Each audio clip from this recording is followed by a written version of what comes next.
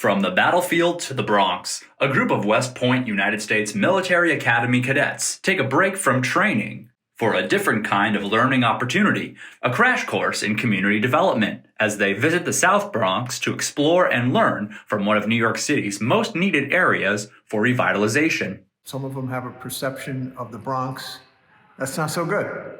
Bronx Economic Development Corporation President Rob Walsh, hosting the group of cadets for a borough tour, says this is an opportunity to highlight the history, innovation, and initiatives happening in the Bronx, while networking with future West Point graduates. She wanted to see things that are taking place in the Bronx, accomplishments, new housing, parks, creativity, innovation.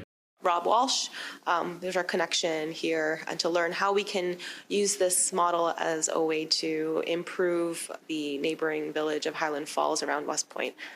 After graduating from West Point, cadets can become second lieutenants in the Army, serving at least 5 years of active duty. In addition to these future responsibilities, many cadets here today are setting their sights on community work, creating more equitable, accessible lifestyles for all Bronx residents, some of whom have been engaged in community service since childhood. When I was young, my mom used to work in a nonprofit, and I learned when I was young that it's all about people. And coming here today, it was like flashbacks from when I was 10, handing out sandwiches. Data from the New York City Department of Health and Mental Hygiene indicates that the Bronx faces significant economic development challenges, with a poverty rate of over 28% compared to the 14% citywide. Organizers and guest speakers of the tour relay the limited access to food and financial resources the South Bronx often faces. They're not in the South Bronx very often. We're the poorest congressional district in the nation, and show that we have a successful school with committed faculty, committed administrators, and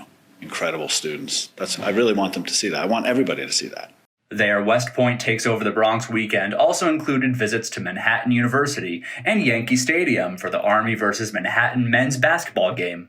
The West Point cadets are heading back to campus with a deeper appreciation for the Bronx and its people, a commitment to stay involved and connected with the Bronx Economic Development Corporation and other local businesses. We're looking to continue to collaborate with them. We want our young men to have the opportunity to go there if they want to or if they can. And we want West Point to see what Hayes has and continue to work with each other and learn from each other.